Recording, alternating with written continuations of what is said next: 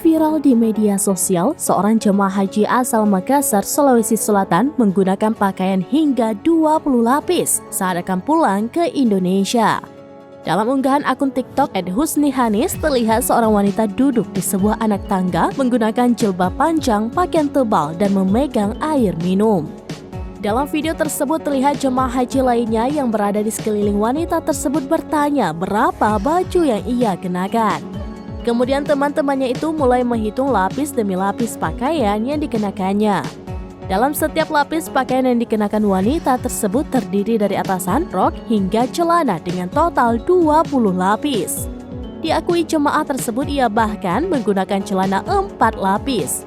Aksi jemaah haji dari Makassar itu lantas membuat orang di sekelilingnya tak kuasa menahan tawa. Pengunggah video itu juga mengatakan aksi wanita tersebut merupakan trik membawa oleh-oleh dari Arab Saudi agar lolos pengecekan di bandara.